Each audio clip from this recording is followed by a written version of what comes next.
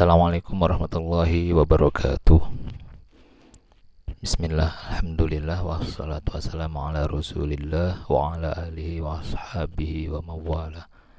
La hawla wa la quwata illa billah wa ba'du. Pada kesempatan kali ini kita akan membahas beberapa term, istilah-istilah dalam usul fiqih yang menjadi pedoman umat Islam dalam melaksanakan ritualnya. Ada mulai dari ijtihad, taklid, ittiba, talfik. Pada pembahasan ini akan dibahas satu persatu tentang istilah-istilah atau terminologi kata-kata yang sangat sering muncul dalam kajian usul fikih atau fikih. Baik, kita mulai dari yang pertama, ijtihad. Pengertian ijtihad, kalau menurut bahasa, ijtihad berarti adalah pengerahan segala kemampuan untuk mengerjakan sesuatu yang sulit. Jadi ada upaya yang dilakukan dan upaya itu dengan segala kemampuan. Jihad, seakar dari jihad, ijtihad, mujtahid itu asalnya dari jahada, artinya melakukan hal yang sangat sulit untuk mendapatkan sesuatu yang berharga tentunya. Kemudian menurut istilah, makna dari ijtihad itu sendiri adalah pengerahan segenap kesanggupan dari seorang ahli fikih atau seorang mujtahid untuk memperoleh sesuatu hukum syara atau hukum Islam. Tentunya kalau kaitannya dengan fikih, hukum-hukum syara yang amali pada sesuatu yang belum ada dalilnya, atau dalilnya sudah ada mungkin namun masih zonni atau masih dalam perdebatan, belum jelas dalilnya. Ini makna ijtihad secara istilah.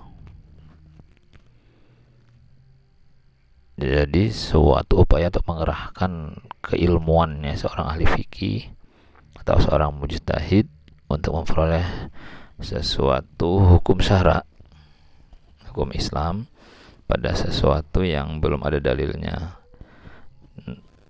Kalau sudah ada dalilnya dan sudah jelas, ya itu tidak perlu lagi diijtihadi. Tidak perlu lagi seorang mujtahid mengeluarkan hukum dari dalil-dalil itu, nggak usah. Tapi kalau yang belum, itu harus segera dicari seorang mujtahid yang mampu memiliki keahlian untuk itu.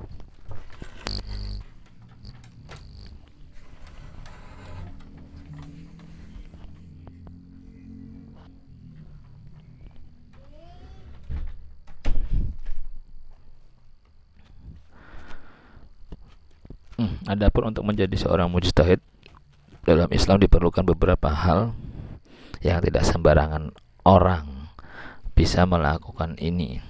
Jadi jangan sembarangan kita asal berijtihad dengan kemampuan kita yang sekedarnya, yang hanya terbatas.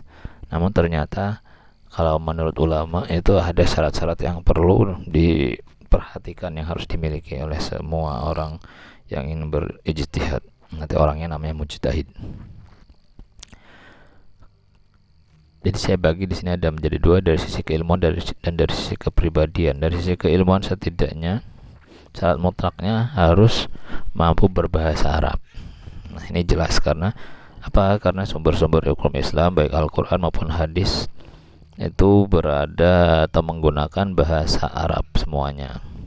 Jadi bahasa Arab, dan bahasa Arab itu pun harus diketahui berbagai macam ilmunya. Ilmu semua bahasa Arab, ilmu balaghah, ada ilmu nahwu, sorofnya dan sebagainya, karena itu nanti akan mempengaruhi pemaknaan seorang mujtahid dari bahasa Arab yang ada dalam Al-Quran maupun dalam hadis. Memahami Al-Quran dan ulumul Quran, nah tentunya ini harus paham. Ya, tidak hanya memahami, tentunya hafal juga. Seorang mujtahid harus hafal itu Al-Quran, dan juga ilmu-ilmunya juga. Ilmu-ilmu Al-Quran tentu ilmu ada macam-macam. Dulu kita pernah bahas tentang pembahasan ulum Al-Quran, ada pembahasan asbabun nuzulnya, kemudian ada makiyah madaniyah, ada mutlaknya seperti apa, banyak sekali ilmunya. Jadi harus betul-betul mumpuni tentang ilmu Al-Quran, dan juga redaksi Al-Qurannya juga harus hafal. Memahami hadis, kalau tidak hafal ya setidaknya tahu berbagai kitab-kitab hadis, tahu sumber-sumbernya ada di sini. Ketika membahas tentang minuman keras, ya sudah tahu ini adanya di kitab hadis ini, periwayatnya ini, ulama Bukhari atau Muslim kah. Juga ulumul hadisnya harus paham, diantaranya ilmu asbabul wurudnya juga harus memiliki. Karena kalau tidak tahu tentang hal ini ya akan berakibat fatal, dari bisa memahami hadis namun memahami dalam hal yang tidak tepat. Yang ulumul hadis juga tentu banyak sekali ilmu-ilmunya, ada taqyidul mutlak, ada takhsisul am, dan sebagainya. Itu yang sudah sering kita, kalau dalam pembahasan ilmu hadis itu pernah kita bahas.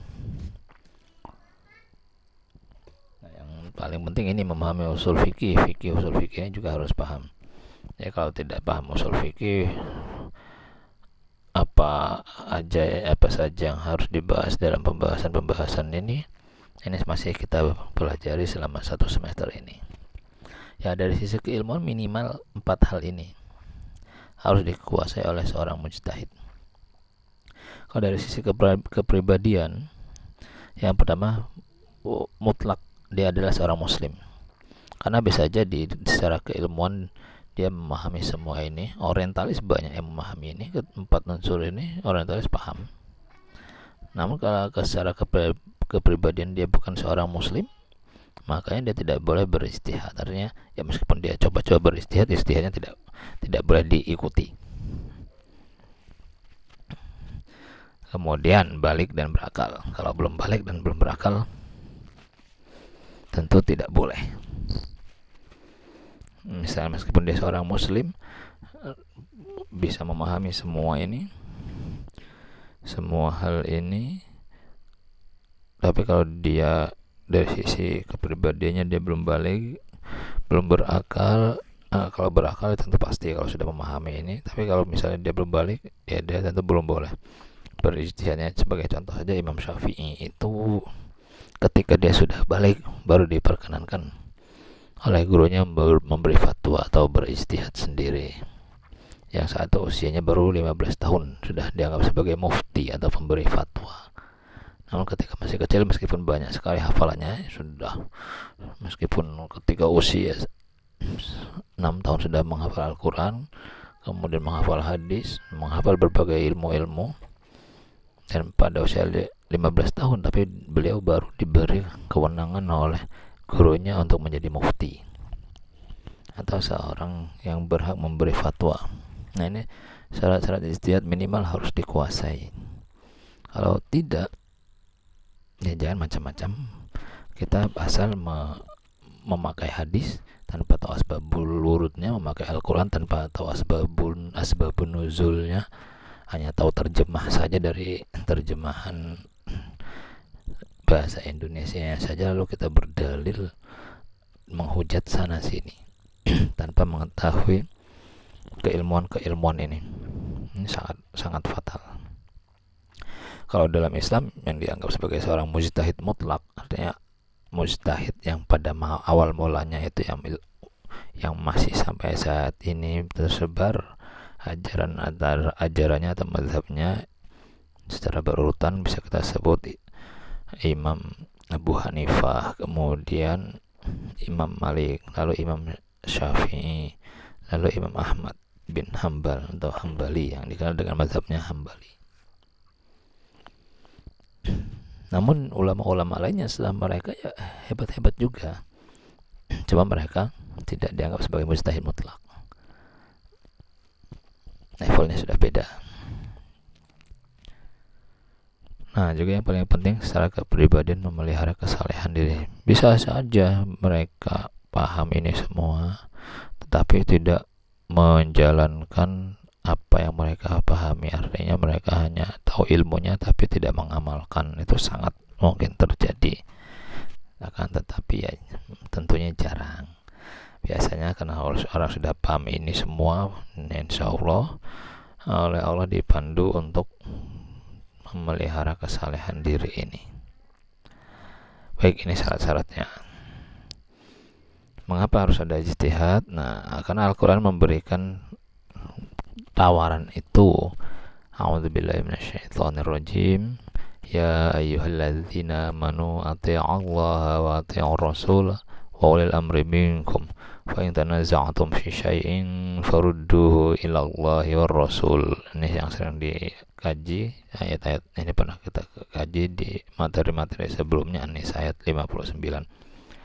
Jadi di sini Allah memberi peluang pada ayat ini, fa in tanaza'tum fi syai'in, apabila kalian berbeda pendapat pada satu hal, fa in tanaza'tum fi syai'in, apabila kalian berbeda pendapat dalam satu hal, farudduhu ilallahi war rasul, maka kembalikanlah syai' ini, sesuatu ini, kepada Allah dan Rasulnya. Kepada Allah yang dimaksud di sini adalah yang meskipun disebutkan subjek, tapi yang dimaksud adalah objeknya, yaitu Al-Quran.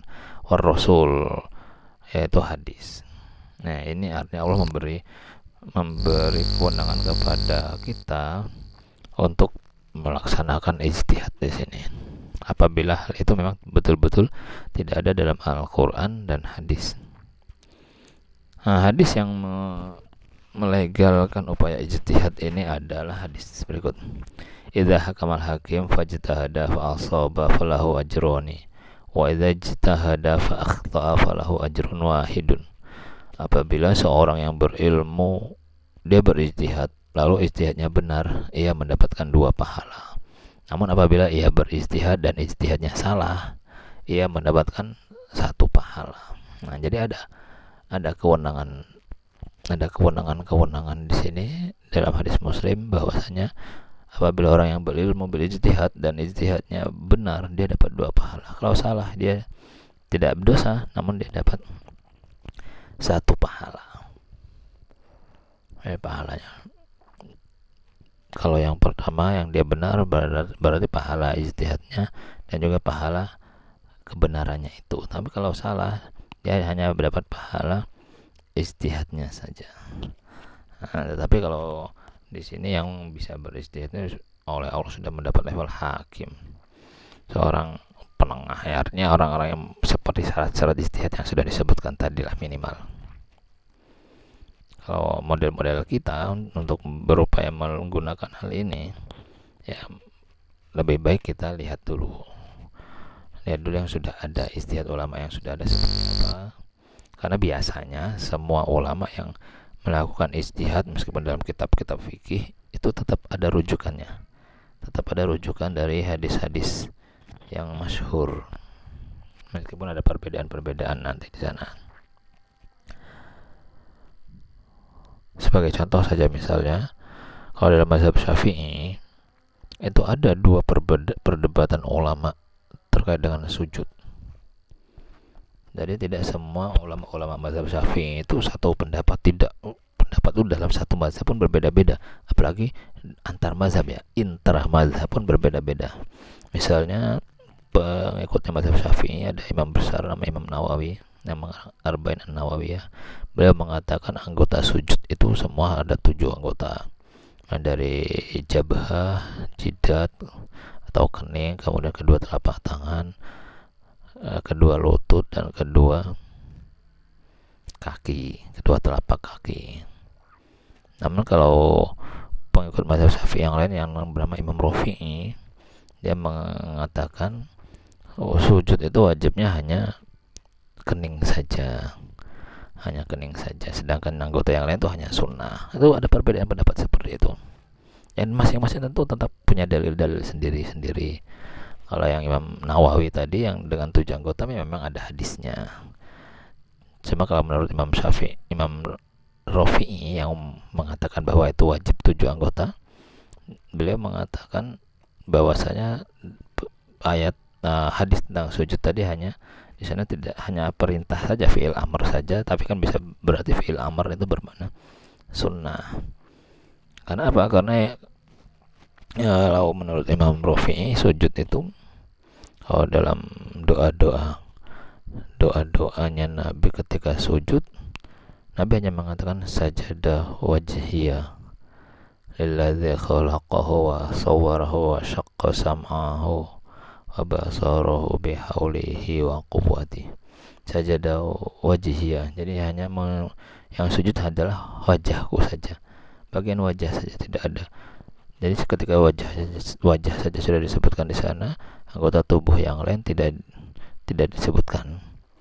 Artinya ketika hanya wajah yang digunakan untuk bersujud, itu sudah sah. Jadi yang wajibnya hanya wajah.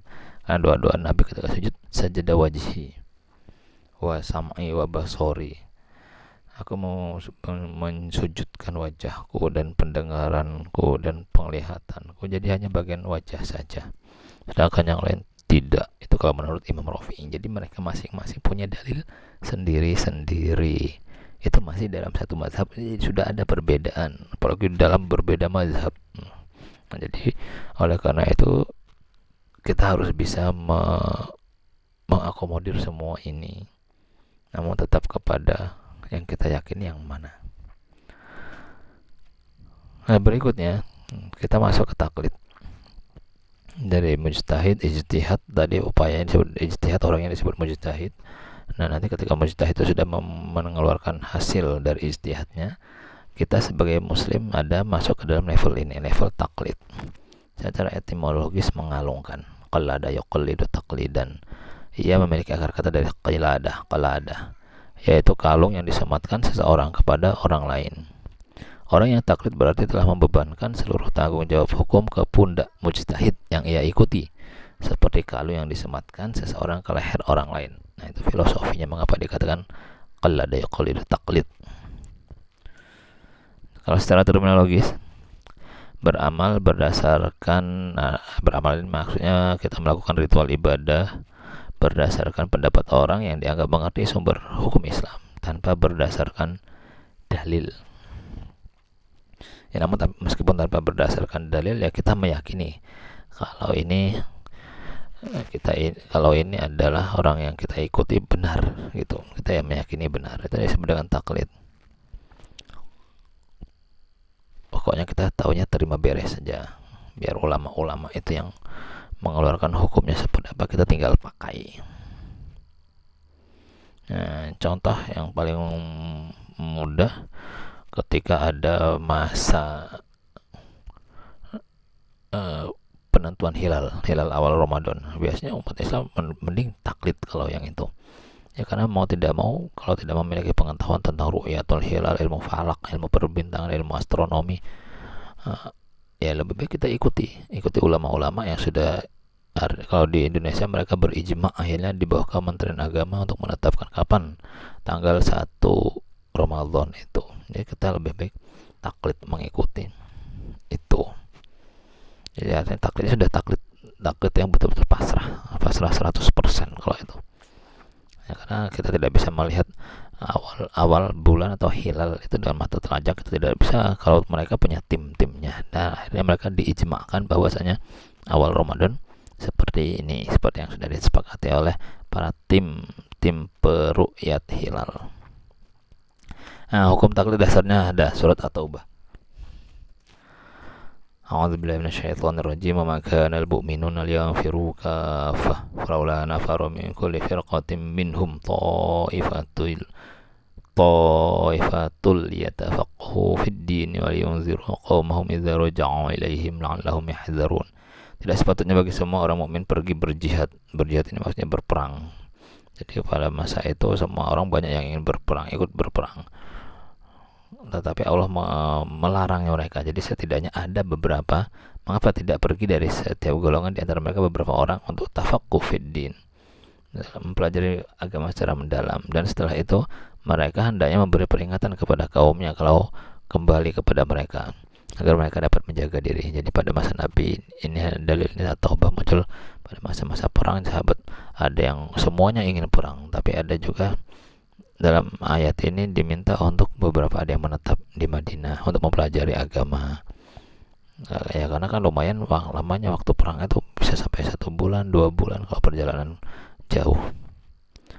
Oleh karena itu Allah meminta ada beberapa golongan yang menetap di Madinah untuk mempelajari agama dengan sahabat-sahabat yang lebih senior atau dengan Rasulullah sendiri, karena ada beberapa peperangan yang Rasul memang tidak ikut, itu ada. Setelah itu nanti bertugas yang sudah mempelajari agama yang tidak ikut peperangan nanti bertugas liyungziru qaumahum idza raja'u ilaihim, bertugas memberikan peringatan atau mengajari lah gampangnya, mengajari umatnya atau sahabat-sahabat yang lain yang berperang ketika mereka sudah kembali, la'allahum yahdharun, agar mereka dapat menjaga diri mereka. Nah itu, ini dalil bahwasanya taklid itu dibolehkan. Artinya yang bertaklid di sini adalah orang yang pergi perang. Yang pergi perang nanti kalau sudah selesai mereka tanya kepada orang yang tafaqquh fiddin. Ya tafaqquh fiddin, dan orang-orang yang bertafaqquh atau mempelajari agama secara mendalam. Atau ayat ini lagi, Al-Anbiya ayat 70, fas'alu ahla dzikri in kuntum la ta'lamun. Maka bertanyalah kepada ahli zikir jika kalian memang tidak mengetahui. Jadi kalau tidak tahu ya tanya saja ahli zikir, maksudnya ahlul ilmi, ahli ilmu agama. Jadi ada dasar hukum taklid itu ada. Kita boleh melakukan itu. Cuma begini, macam-macamnya taklid itu ada yang haram. Nah, kayak contohnya mengikuti kebiasaan, ada yang mengikuti kebiasaan nenek moyang yang bertentangan dengan Al-Quran dan hadis. Nah, jelas itu. Yang seperti ini Islam benar-benar melarangnya. Taklid orang awam kepada orang awam sama-sama tidak paham ya diikuti, jelas haram.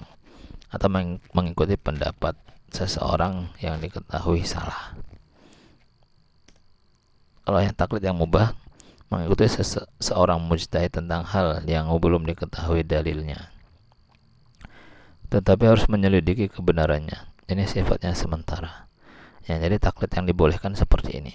Kita boleh mengikuti seorang mujtahid, mengikuti fatwanya seperti apa, karena memang kita belum tahu dalilnya. Namun tetap kita harus menyelidiki kebenarannya itu, kebenaran dalil-dalilnya, sumber dari mana aja. Kalau level kita sebagai mahasiswa atau sebagai akademisi di perguruan tinggi mungkin levelnya seperti ini. Jadi kita ketika menerima fatwa dari seorang mujtahid atau membaca kitab, membaca penjelasan dari ulama, ya kita ikuti, asal kita tahu ulama itu benar-benar ilmunya mumpuni, kita ikuti. Tapi untuk sementara saja, setelah itu kita selidiki kebenarannya.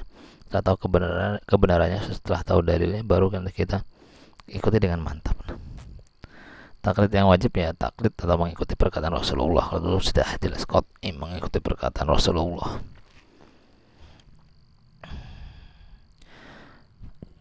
Nah, yang dari taklid mubah tadi ada kata-kata ittiba. Secara etimologis ittaba'a yattabi'u ittiba'an, mengikuti. Secara terminologis menerima pendapat seseorang dalam sebuah hukum syariat sedangkan ia mengetahui dalil-dalilnya. Ini berakatnya dari taklid yang mubah tadi. Pertama dia mengikuti, kemudian diam sejenak sambil mencari dalil-dalilnya. Setelah tahu dalilnya, nah levelnya bukan taklid lagi. Nanti dia secara terminologis levelnya sudah ittiba, muttabi'. Dia mengikuti seorang mujtahid, namun dia tahu dalilnya. Idealnya seorang muslim atau apalagi levelnya mahasiswa seperti kita, levelnya sebagai muttabi'. Istilahnya muttabi kalau isim fa'ilnya, pelakunya muttabi. Kalau gerunnya atau masdarnya ittiba'an Rasulillah. Tetap mengikuti seorang ulama, tetap mengikuti sebuah mazhab, namun kita berupaya mencari dalil pengambilan hukumnya itu apa. Jadi tidak hanya mengikuti sebuah mazhab saja namun tidak tahu dalilnya. Biasanya kitab-kitab fikih, kalau di pesantren-pesantren ada kitab-kitab kecil, kitab takrib itu yang kecil, ada kitab fikhiyah, kitab apa ya, kitab abadi fikhiyah, itu kitabnya kecil-kecil, fikih sederhana. Namun sebetulnya kitab itu berangkat dari dalil-dalil yang luas, dari dalil yang ada dalam Al-Quran maupun dalam hadis. Misalnya takrib saja nanti punya syarah Fathul Qorib. Fathul Qorib itu banyak sekali dalil-dalilnya. Hadis-hadisnya muncul semua kalau ingin disebutkan di sana. Cuma biasanya kecenderungan ulama-ulama kalau yang sudah level-level mumtaz, level expert, itu biasanya beliau itu merumuskan fikih yang sangat sederhana. Memang tujuannya agar bisa dihafalkan, namun tetap ada rujukan dalil-dalil baik Al-Quran maupun sunnahnya tetap ada. Nah, di sini dijelaskan tujuan dari ittiba'nya adalah agar setiap muslim meskipun orang awam dapat mengamalkan ajaran agama Islam dengan penuh keyakinan. Nah, tujuan kita agar mantap seperti itu. Kita bermazhab, kemudian kalau kita sudah tahu dalilnya itu akan lebih mantap tentunya. Jadi level kita sudah ke ittiba ini. Kalau belum mengetahui dalilnya, ya kita berarti taklid yang mubah tadi, dengan tetap kita berada dalam upaya pencarian dalil-dalil itu. Ya, kalau zaman sekarang gampang lah mencari dalil-dalil seperti ini. Cuma tetap harus ada, idealnya harus ada gurunya untuk mempertanggungjawabkannya itu. Nah, kemudian di sini ada larangan taklid, namun ada perintah ittiba. Jadi semua imam mazhab itu tidak pernah meminta para pengikut-pengikutnya, para murid-muridnya untuk taklid kepada mereka, kepada imam-imam besar rahimahullah ini. Namun mereka malah memintanya untuk ittiba. Idza shahhal hadis fahuwa mazhabi. Jadi jika suatu hadis itu sahih, itulah mazhabku. Menurut Imam Abu Hanifah. Apalagi Imam Abu Hanifah ini beliau hidupnya di wilayah Irak, di Baghdad, yang tentu banyak sekali pemikiran-pemikirannya berangkat dari akal, dari logika. Karena apa? Karena memang secara geografis mereka jauh dari sumber munculnya hadis dari Madinah atau dari Mekah. Seperti yang di awal-awal pertemuan, nanti di sana ada mazhab Hijaz, ada mazhab Kufah. Mazhab Hijaz itu ya dia lebih kepada dalil-dalil yang digunakan adalah dalil-dalil naqli Al-Quran dan hadis. Tapi kalau mazhab Kufah, mazhab di Irak, di Baghdad, itu lebih mereka pada akal, logika, karena mereka memang jarang menemukan hadis. Nah, makanya Imam Abu Hanifah ini mengatakan, ini meskipun ini mazhab itu artinya kalau secara bahasa dari zahaba artinya pergi. Mazhab itu artinya tempat pergi, tempat rujukan. Nah, kalau artinya kalau dalam fikih ya tempat rujukan seseorang muslim dalam mencari panduan ritual ibadahnya. Itu mazhab. Nah, akan tetapi meskipun kaul Imam Abu Hanifah ini sudah ada dalam kitab-kitab yang disusun muridnya. Kalau Imam Abu Hanifah tidak punya kitab fikih atau usul fikih, namun murid-muridnya menyusun itu. Tetapi Imam Abu Hanifah mewanti-wanti, meskipun sudah ada dalil dari saya, namun nanti kalau kalian menemukan hadis Nabi yang lebih sahih, maka itulah mazhab saya. Begitu juga di sini dikatakan la yahillu li ahadin ay ya'khudha biqaulina ma lam ya'lam min aina akhadnahu. Tidak halal bagi seseorang mengikuti perkataan kami, kata Imam Abu Hanifah, bila ia tidak tahu dari mana kami mengambil sumbernya. Tuh. Jadi kan jelas sekali. Tetap meskipun imam mazhab ini mereka punya punya pendapat-pendapat, tetapi mereka tetap mengatakan sumbernya itu Al-Quran dan hadis. Makanya dijelaskan kalau kamu mengikuti pendapat saya tapi tidak tahu kami mengambil sumbernya, ya tidak diperbolehkan. Ya, artinya meminta kita untuk ittiba. Boleh mengikuti, tetapi kita setidaknya minimal tahu sumbernya dari mana. Atau kalau Imam Syafi'i, beliau juga pernah mengingatkan murid-muridnya, bila kalian menemukan dalam kitabku sesuatu yang berlainan dengan hadis Rasulullah, peganglah hadis Rasulullah itu dan tinggalkanlah pendapatku itu. Nah, jadi pada dasarnya semua imam mazhab ini, kalau dari dari pernyataan-pernyataan beliau tidak meminta pengikut-pengikutnya atau murid-muridnya ansih mengikuti pendapat beliau itu. Boleh mengikuti tapi tetap mencari pegangan, tetap mencari sumbernya. Atau bahkan kalau Imam Syafi'i mengatakan kalau ada hadis yang kalian temukan itu sahih, pakai yang hadis itu karena hadis itu adalah mazhabku. Ya sahal hadis bahwa mazhabi. Apabila hadis itu sahih, maka itulah mazhab saya. Itu kalau menurut Imam Abu Hanifah. Kalau menurut Imam Syafi'i, kalau seandainya perkataan itu bertentangan dengan hadis, nah pegang hadis Rasulullah ya, selagi hadis itu sahih tentunya. Oke, itu imam-imam mazhab. Namun kita tetap diminta untuk mencari dalil-dalilnya, dalil-dalil ittiba'nya itu seperti apa, kita mengikutinya bagaimana.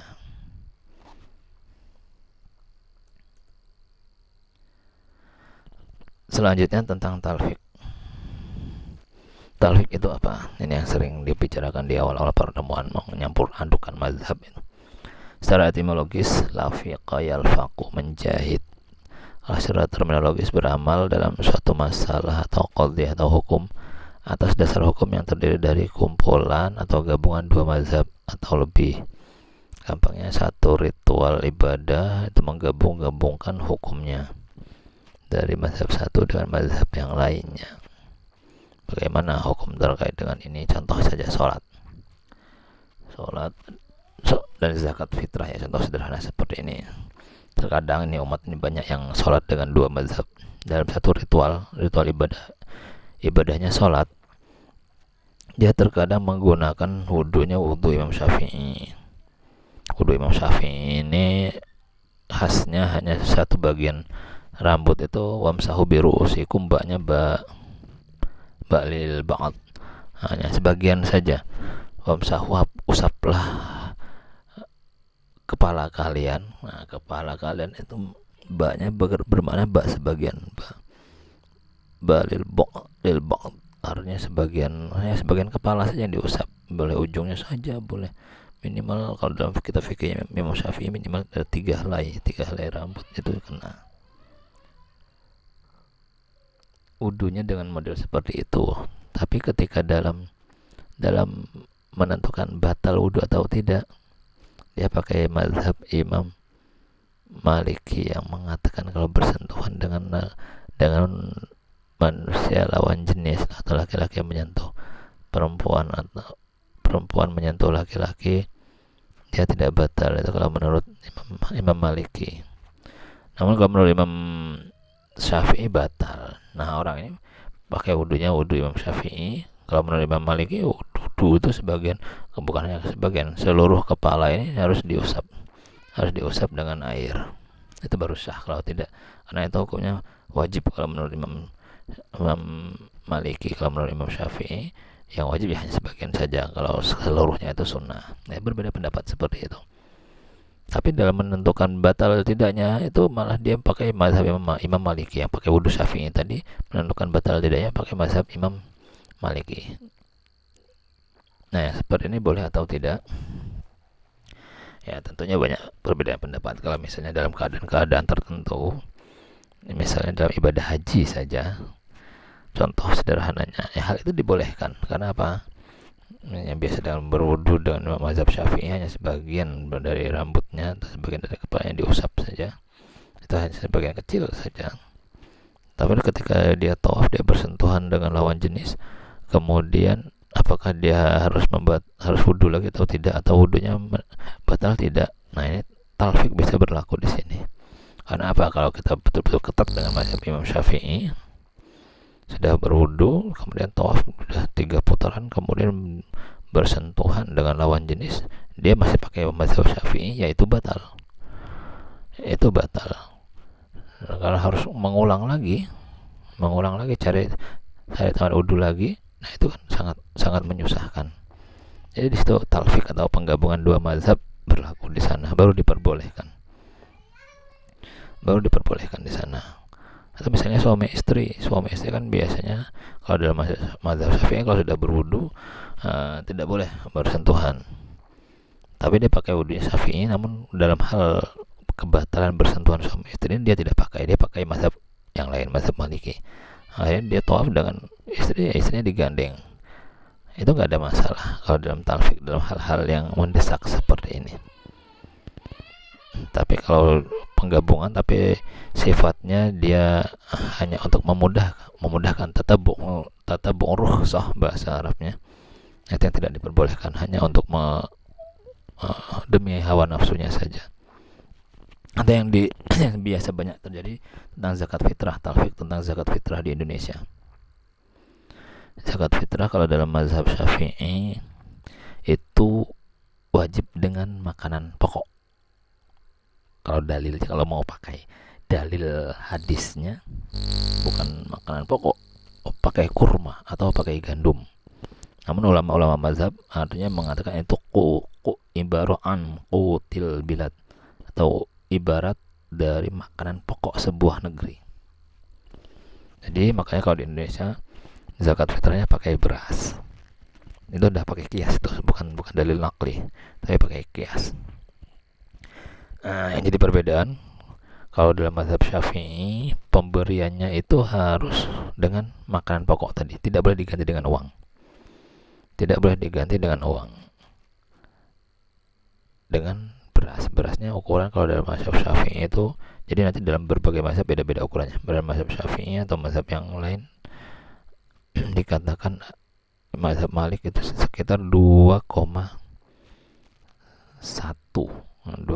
kilogram. Jadi dibulatkan kalau di Indonesia sekitar 2,5 kilogram. Itu mazhab Imam Syafi'i pakai beras. Namun ada juga di Indonesia yang mau membayar zakatnya dengan diganti dengan uang. Maka ketika membayar zakat diganti dengan uang, kalau dia ngikuti Imam Syafi'i, ya akhirnya dia membayarnya dengan misalnya beras 1 kilo 10.000, 2,5 kilo berarti 25.000. Nah kalau dia mau pakai uang, itu mazhabnya nanti harusnya dia mengikuti mazhab Hanafi. Karena kalau mazhab Hanafi boleh pakai uang, artinya diganti nakdin bikimati kutil bilad, dengan harga pengganti makanan pokok itu. Itu kalau mazhab Hanafi boleh. Hanya saja kalau dalam mazhab Hanafi ukuran takarannya satu mudnya itu adalah, kalau ukuran kita sekitar 3,8 kg, ya mungkin sampai 4 kg. Itu kalau mazhab Hanafi. Artinya apa? Kalau orang Indonesia yang mau pakai mengganti dengan uang, ya harus ngikuti mazhab Hanafi itu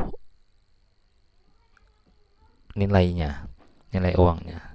Ya sekitar 3 atau 4 kg lah. 3,8 kg kalau mazhab Hanafi ukurannya. Jadi kalau mau mengikuti mazhab Hanafi, pola pembayarannya dia harus mengikuti membayar 4 kg, berarti 40.000. Satu kepala itu bayarnya 40.000. Ini maksudnya kalau digenapkan kalau ukuran kilogramnya 3,8, mungkin digenapkan biar gampang ya 4 kg. 4 kg berarti bayarnya 40.000. Itu kalau mau ditukar dengan pola pembayaran dengan model pembayaran uang atau dari harga makanan pokoknya itu. Kalau di mazhab Syafi'i tidak, mazhab itu hanya sah dengan qutil bilad, dengan makanan pokok negeri. Itu yang disahkan mazhab Syafi'i. Tidak boleh dibayar dengan uang. Kalaupun mau dibayar dengan uang, ya berarti pindah mazhabnya mazhab Hanafi. Namun ingat, kalau mazhab Hanafi itu hanya sahnya ukuran uangnya setara dengan 3,8 kg. Jadi beda ukurannya. Nah, ini talfik di sini boleh kita talfik, tapi jangan sembarangan. Kalau talfik di sini, ini talfik yang batal. Talfik boleh. Nah, kalau yang hal seperti ini talfiknya terkait dengan ini pola mazhab Syafi'i. Polanya pakai mazhab Hanafi, tetapi ukurannya malah bayarnya itu tapi hanya sebesar 25.000 misalnya, dibayar ukuran 2,5 kg. Nah, ini yang tidak sah, talfik yang tidak sah.